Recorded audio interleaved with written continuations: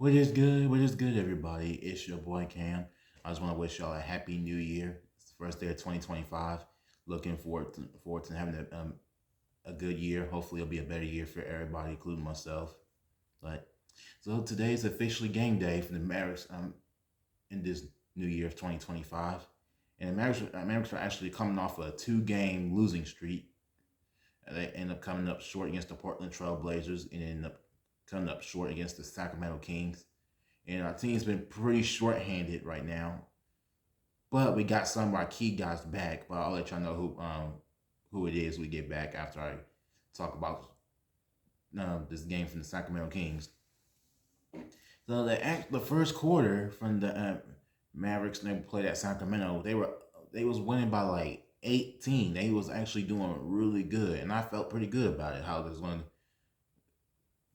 gonna do in the game against them. But y'all knew for a fact the Kings were gonna make their comeback just because we didn't have our whole team. Kyrie was out with an injury with a soldier soreness. Klay Thompson was out with an illness, which is really not surprising because sickness is going around right now during the winter season. And Najee Marshall is still on his game suspension from the scuffle he had with Yusuf Nurkic. But and then second quarter, and we was kind of struggling, and the Kings just were on fire. Then we go up about 4 or 5 points, I believe, in going into the second half. But the second half, we just ran out of gas. We couldn't hit shots or anything. It's just and Daniel Gafford had an off game too. He only had finished with 8 points.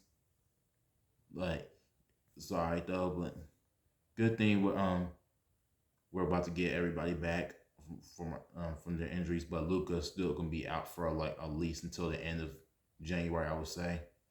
But and I do want him. PJ had 28 points against the Sacramento Kings, and Spencer Dinwiddie finished with 30, his season high, playing with his first year back in Dallas. But everybody else was just struggling. But Quentin Grimes put up and gave you 11, but Maxi Kleber didn't really give you any points, and it just wasn't that good. It was just mainly the guys who mainly showed up was just PJ Washington and Spencer Dinwiddie. If Gafford would have gave you like 16 or 18 points, I think we probably would have got a victory. But anyway, but I do want to talk. We want to talk about tonight's game, about the injury update. So Derek Lively is actually questionable to play tonight against the Rockets. Kyrie Irving and Klay Thompson are off the injury report, so Kyrie's obviously going to play. And they did say they didn't want to play him against the Sacramento Kings, so they don't risk him getting the injury even more, which is really smart. And I think the Dallas Mavericks do a great job of being cautious with their players' injuries. And I honestly think they kind of rushed Luka back when he had that left heel contusion for the second time. They kind of rushed him back. He should have sat out for like 2 or 4 more games, I would say. But I mean, yeah, we do need him. But people's like, oh, we do better without Luka, which is not true because by playoff time we're gonna need him, especially if we have a rematch with the Oklahoma City Thunder. Because I mean, Luka and Kyrie did struggle against the Thunder the second time they played them, but in playoffs it's gonna be different. And the Thunder is still young, but Oklahoma City Thunder actually on an 11-game winning streak right now. So this is a scary, scary team in the Western Conference right now, especially they're the second youngest team in the league. And I was like, gosh, the Oklahoma City Thunder is going to be a problem for everybody in the West. But by the way, so hopefully we get Derek Lively back tonight, and I think they're doing a good job resting Lively, especially when we want to save them when they're playing like the very, very good teams, which is tonight and Friday. And Friday is our toughest game of this month. We got the Cleveland Cavaliers, who are the best team in the league right now, who only has 4 losses this season so far. And I think maybe have about 28 or 29 wins so far this season. I was like, oh, Lord. Yeah, so Cleveland's really trying to bounce back last year, especially after they lost to Boston in 5 games when they didn't have everybody due to injuries. But And I think Cleveland and Cavaliers are the only team in the Eastern Conference who has a strong chance of beating the Boston Celtics in the playoffs. And I honestly feel like we might, if we do go back to the finals again this year, we'll probably have to face Cleveland in the finals. But anyways, I do want to talk about what happened with the Rockets and when they got into it with the Miami Heat.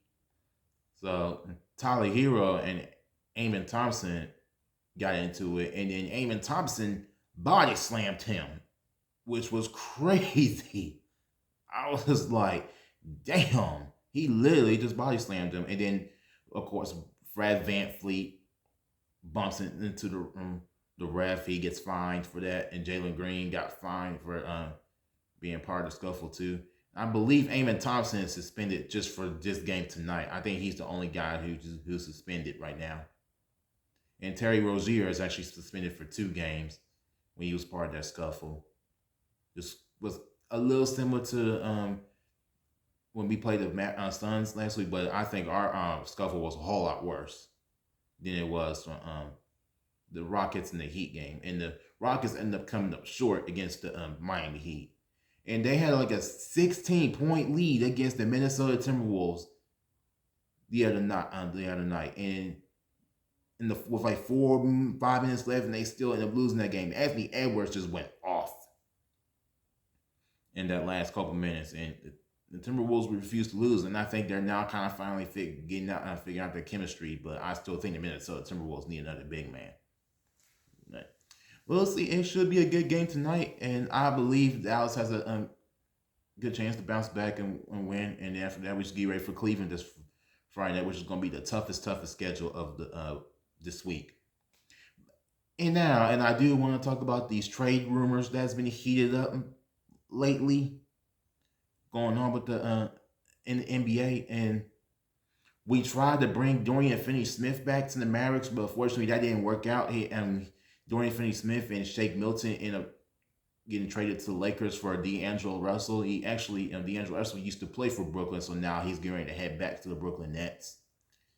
And now what's even the bigger news, that the trade rumors are heating up about the Mavericks are trying to get Herb Jones, which I think will be a good fit. I don't know too much about him, but I've heard he's a very good defender who the Mavericks should really get. Especially now with Dante Exum out with his injury. And he's supposed to be back sometime this month or February, but we definitely got to get Dante Exum back.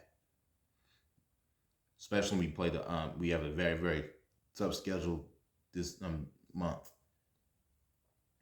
And the biggest news I've heard about what could possibly happen, but it more than likely won't happen, but you never know, but we'll just have to see. Kyle Kuzma all of a sudden decides that he wants to get traded to the Mavericks. I'm like, are you kidding me? After you said last year that the Mavericks were no title contenders. It is like, really, dude? And all of a sudden he regretted his decision not going to the Mavericks. The Wizards asked him, "Do you want to go get traded to the Mavericks to go with Daniel Gafford?" Kuzma was like, "Nah, they ain't no title contenders." I'm like, dude, you was tripping. You didn't want to give it a shot. But all of a sudden now, Kyle Kuzma wants to win. I'm like, I honestly don't know if I want Kuzma come to Dallas, to be totally honest with you. But I've heard the Mavericks are not interested in trying to trade for him. But I don't know. But I think Kuzma will probably have to come off the bench because you got P.J. Washington, you got Clay.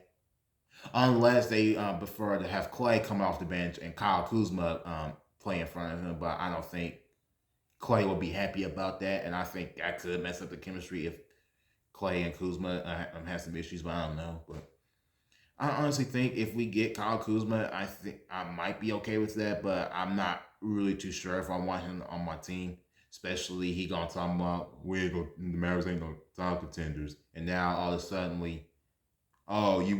he wants to come to Dallas now. I'm like, Get out of here with that bullshit, dude. You should have came to Dallas that first time. Like, honestly, if I felt like if Kyle Kuzma would have came to Dallas last season, I think we would have a stronger chance of winning the championship. And honestly, we would not be able to get Klay Thompson if we would have got Kyle Kuzma. And we'll have to and if we were to give up, if we were to get Kyle Kuzma, I think we're going to give up at least like 3 players for Kuzma, and I really don't want to risk that trading for him. But if we were to get Kuzma, I prefer to trade Maxi Kleber, Jaden Hardy, and Max Prosper for Kyle Kuzma. That's what I think Mavericks should do. And Maxi Kleber just hasn't been the same anymore after he's been dealing with all these injuries and everything. But let me know what y'all think if the Mavericks should trade for Kyle Kuzma. To me, I'm iffy about him coming here, but if it doesn't work out, if he was to come to the Mavericks, I would definitely let him go after this season. But we'll have to see. But I think the Mavericks should just trade for Herb Jones. That's who I think the Mavericks should get. That's just my thing. If we do get Herb Jones, I would be very happy if we was to trade him for Jaden Hardy and Maxi Kleber, if that does happen. And I'll be okay with that trade anyway. I mean, Jaden Hardy's not a bad player, but I think Jaden Hardy might be a better fit with another team, especially if they're like in a rebuild year or they're not doing too well. And I think Jaden Hardy will do so well playing with another team. But we'll have to see what happens when the trade comes. And I think we probably won't make a trade until like the last day of the trade deadline, kind of like we did the past 2 years. So the Mavericks could be very, very smart with their trades. And I think last year they did a very, very good job when they made a last minute trade for Daniel Gafford and PJ Washington. And I think they might end up making it a good decision again. And I hope they really do. And so far, Nico Harrison has been cooking these offseason moves he made, especially he went to go get Klay Thompson, Najee Marshall, Quentin Grimes, and bringing Spencer Dinwiddie back. And Nico Harrison is just cooking, dude. And I think he's been doing a good job with adding these pieces with Luka and Kyrie ever since he became the general manager in Dallas. But I did definitely give respect to Nico Harrison, but again, sometimes he did make a little mistake giving up Dodo and Dinwiddie for Kyrie, but obviously we just had no choice. But after that, he drafted Derek Lively, which I love Nico Harrison, what he does. He's definitely been cooking. He definitely wants to help Luka get a championship ring by getting these some of these other guys and veteran players. I think him getting Klay Thompson was probably the best move the Mavericks ever made. Especially, even though Klay may not be the same, he'll be on and off sometimes. And again, Klay Thompson won 4 championships, and Kyrie won 1 championship. They definitely are very well experienced going to the finals. They could definitely help Luka get a ring, and I believe they will. They at least get 1 championship. But we'll see what happens. But we're going to just get ready for tonight's game against the Houston Rockets. It's going to be a battle. And I do want to talk about this upcoming schedule for these next 2 games after this. So after tonight, of course, I already said the Mavericks got the Cleveland Cavaliers, which is going to be a very tough one. And then Monday night, the Mavericks travel to Memphis, take on the Memphis Grizzlies, who's the second best team in the Western Conference right now. So they've definitely been looking very strong. But John Morant's hurt again, so hasn't been healthy this year. But again, the Grizzlies have gotten better than they were from last year. The reason the Grizzlies weren't good last year because they had all these injuries and everything. But they're definitely hungry this year. And then Tuesday night, we got the Los Angeles Lakers, who are actually a pretty decent team right now. And it's going to be a good game. Like I said, the Western Conference is very, very, very tough. And then next Thursday night, the Mavericks take on the Portland Trailblazers. And we definitely need a rematch with the Trailblazers that next Thursday night after not having a whole team and everything. And and we get Najee Marshall back for the against the Memphis Grizzlies. But damn, I wish we had him tonight and Friday night, because these next two games this week are huge. But it's all right. But I'm not mad. Like I said, I'm not mad at Najee Marshall for what he did and everything. He did the right thing, protecting himself and protecting his teammates. At the end of the day, you got to do what you got to do to defend yourself and defend your teammate. But, well, that concludes my podcast, and I will see you on the next one. And let's hope the Mavericks get the win on this first day of 2025. And a happy New Year to everybody.